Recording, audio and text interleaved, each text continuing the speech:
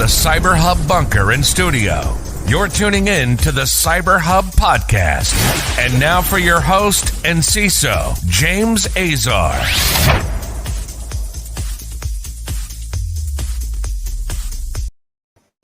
I'm alive. Good morning, folks. James Azar here with your Practitioner Brief. It's June 8th, 2021. Sorry for having to pre-record yesterday's Practitioner Brief. I got a lot of messages from you guys. I had some urgent stuff come up. I had to take care of it. I'm in a time difference, still overseas. And so, unfortunately, some stuff fell through. And today I had a few technical difficulties, but I'm glad to be back and live with all of y'all. Good morning for everyone tuning in live on Facebook, LinkedIn, and YouTube. Hello. Good morning. 28 minutes late, but better late than never.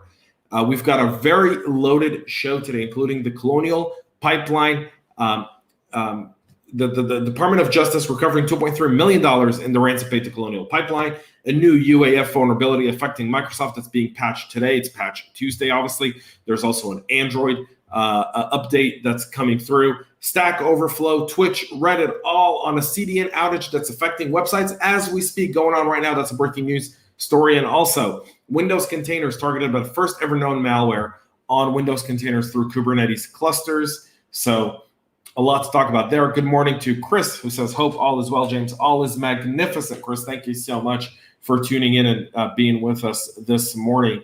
So let's get right into what's going on. But before we do that, please make sure to subscribe. Please make sure to follow all of our social media pages. Follow CyberHub Podcast everywhere you go. We've got some awesome content coming your way this week. Also, please make sure to check out our sponsors and supporters, KnowBefore, and Ativo Networks, who without their support, this podcast would not be possible. And now, I traditionally have a cup of coffee, although in order to get this done, I couldn't get to my cup of coffee. So, Chris Fallon, welcome back. Thank you, Christoph. I appreciate it, buddy. So, and I couldn't get my regular cup of coffee. It's also like 4:30 today, and I've already had like 5 or 6 espressos. If I have one more, I probably won't sleep. So whatever drink you're sipping, sip it. I am going to stick to just myself today. And so let's get right into what's going on with this first story, courtesy of the Hacker News. Criminals get breached and the ransom payments stolen. Criminals, Chris, they're not hackers, they're criminals. So here we go, folks. The U.S. Department of Justice on Monday actually recovered $2.3 million of Bitcoin currently paid that was paid to the dark side ransomware extortionists for the Colonial pipeline. The seizure warrant was authorized by the Northern District of California.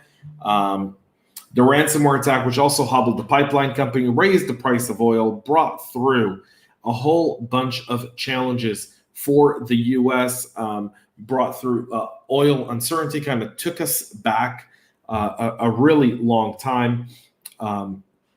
Has all been now what I like to call deterrence has set in. Finally, the long arm of the Department of Justice is doing what needs to be done, what I think we as a community have been begging for years. If you want to stop ransomware, you got to go after the money.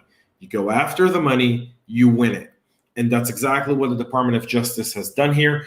You got to give them credit. You really, really do. This was coordinated. We talked about this about a month ago when the payment was made, when the news of the payment broke. It seemed to be that they paid in order to get the keys back, but there was already an active cyber operation defense going on simultaneously against this group. If this was a nation state, you could look at Congress issuing it and making it a declaration of war, simply because it impacted critical infrastructure. So we're drawing the line in the sand. The government is saying, we're going to come after you. This is significant, and this is a huge talking point for practitioners in the boardroom with other people in the business. It's a sexy topic. It's a good one to take across the organization and evangelize cybersecurity, bring more awareness to it. It's got a good crime aspect to it that people really do enjoy. And how did the FBI and DOJ get the private key? I have a few suspicions, and I'll probably write a Substack article on it later this week and post it. So I'll keep you guys in tune for that one. We'll move to our next story here, where a new UAF vulnerability is affecting Microsoft Office that's going to be patched today. So the patch Tuesday update for June is out as we speak. 4 critical flaws in this one, 4 security vulnerabilities that have been discovered in the Microsoft Office suite, including Excel and Office Online, and could be potentially abused by bad actors to deliver code via Word and Excel documents. It's rooted in the legacy code. The vulnerabilities could have granted an attacker the ability to execute code on targets via malicious Office documents such as Word, Excel, and Outlook, according to a published report today. 3 of the 4 flaws tracked to CVE 2021-31174, CVE 2021-31178, and CVE 2021-31179 have been fixed by Microsoft as part of the patch Tuesday update for May 2021, with the 4th patch to be issued in the June update rolling out later today. In a hypothetical attack scenario, the researchers said the vulnerability could be triggered as simply as opening a malicious Excel file that served via a download link or an email. Again, we knew that stuff like this, Word has always been used, but Word is a heavily used business product. So it's critical to get this stuff patched. I hope everyone in their organization has Office auto updates so that it's done immediately and tonight. Very, very important as well. Let's get to some of your comments. Infobro on YouTube says, yes, criminals. Chris says, criminal hackers. You did correct yourself, Chris, and I'll give you credit for that, buddy. And Infobro goes on to say, shakes fist at BTC, the ransom 75. Bitcoins around 5 million recovered, 63.7 BTC. So half lost to crypto volatility. Yes, but this seems to be the commission, the affiliate commission here, because this was an affiliate type of attack. This was ransomware as a service, Infobro. So you kind of want to keep that in mind, that what they recovered was someone's entire winnings, essentially their entire profit off this scheme here, which is also very important to rule out. Make sure you update all your Microsoft stuff. I'll do a whole update on the patch Tuesday. Good morning to Matt Lee, who's joining us. Matt, loved your YouTube video, by the way, brother. So we'll get that updated as well. Tomorrow I'll have the full patch Tuesday layout. Some of it, the stuff still isn't out and won't be out for a few more hours. Google this week announced the availability of the latest monthly security patch for their Android operating system, addressing over 50 vulnerabilities, including several rated critical severity. The most severe of these is a bug in the system component that could be exploited to execute code remotely. It's tracked as CVE 2021-0507. The flaw can be exploited using a specially crafted transmission, according to Google. The bug affects Android 8.1, 9, 10, and 11 iterations, and is the same as another critical flaw in the system component known as CVE 2021-0516, which could lead to the elevation of privileges. 6 other vulnerabilities were resolved in the system component. 3 elevations of privileges and 3 information disclosure bugs have a severity rating of high. Over 50 vulnerabilities. Get your Android systems patched. It's the most vulnerable piece of software. I think Android is more vulnerable than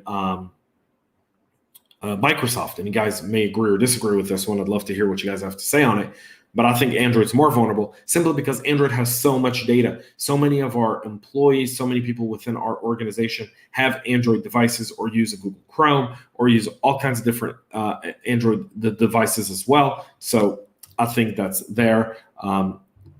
Christopher Joseph says, how well are these organizations using IPS and tools to scan files and email attachments? Yeah, so some of this stuff does get stopped, but your scanning of files and email attachments is only as good as the antivirus that you're using in that specific scenario. So if your AV, if the tools that you're using to scan the files pick up on this and are updated with these specific malware and code links, then yeah, it's going to pick it up. But if it's not, it's going to get right through. And that's something that's really important to know. Really critical.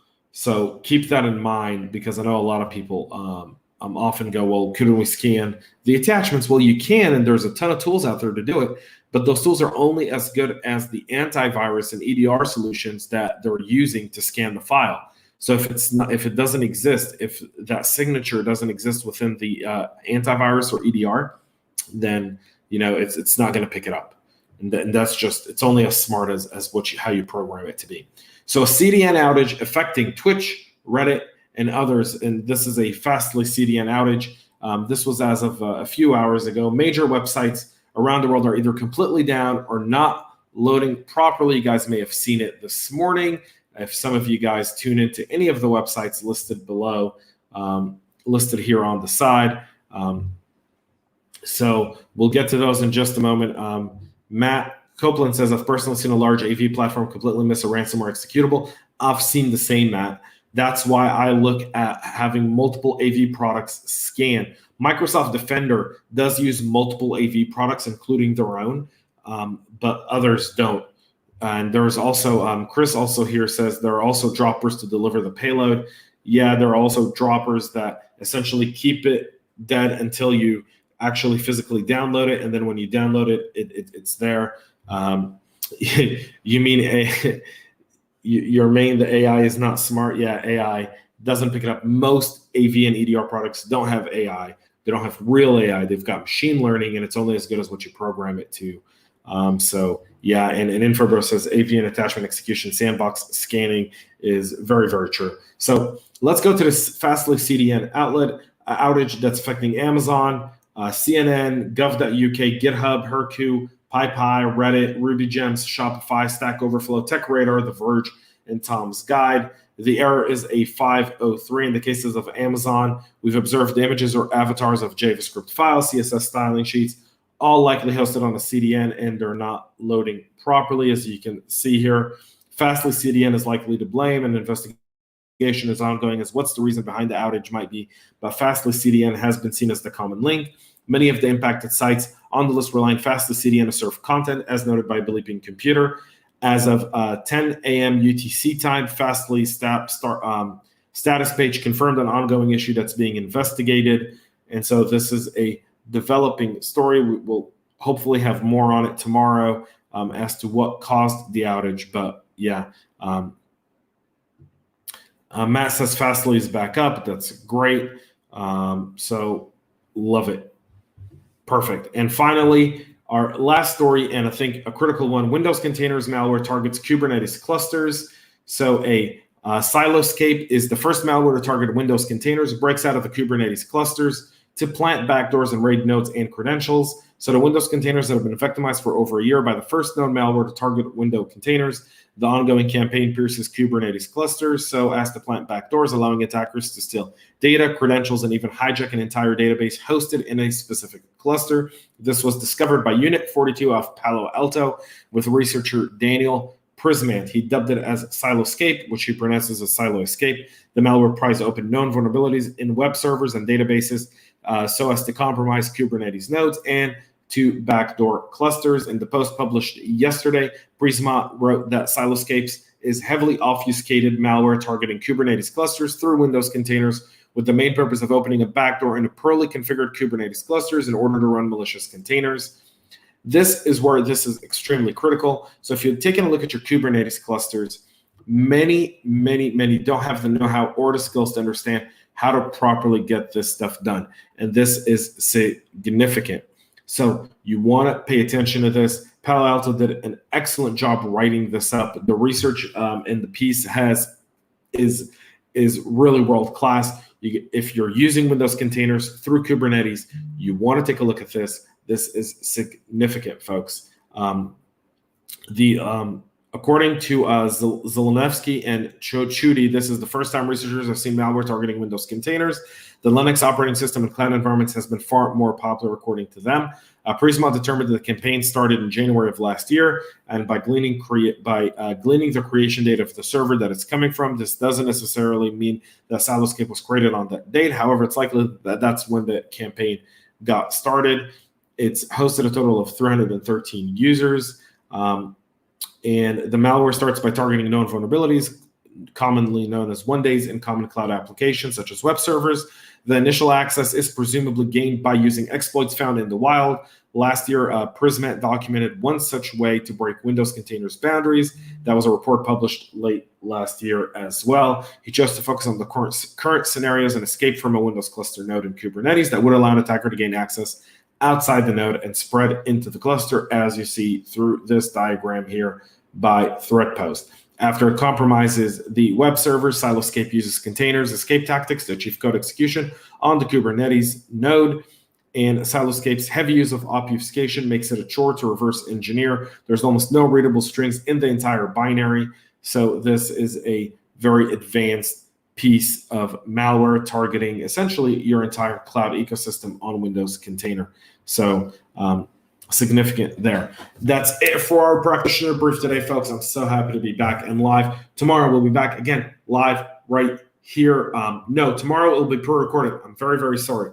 I'll be recording early tomorrow, posting it on YouTube and on all of our audio platforms. So if you're not following us there, that's where you'll see it. It'll premiere at 9 a.m. Eastern time for all of you folks to get a hold of. Thursday, I'll be back and I'll be live, and we'll be able to kick it at the end of the week. Awesome CISO Talk dropping tomorrow. Also, Tech Town Square tomorrow night. You don't want to miss it, so make sure to tune in. Also, go check out Tech Corner from this week and so much great content that we've been putting out over the last few weeks. So, guys, go and check it out.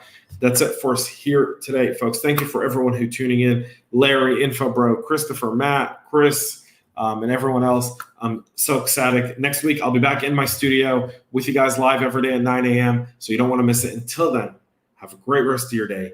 Go patch your systems. It's Patch Tuesday, so celebrate with patching on your Tuesdays. I recommend bagels. Just to remind the system admin guys, hey, we brought you bagels and some maybe cream cheese to patch on the bagels, so you remember to patch everything else. Just saying. I don't know. Figure it out. Till then, folks, see you later. Have a great rest of your day and stay cyber safe. We love feedback, so make sure to connect with us on social media and subscribe to our podcast on your favorite podcast listening platform.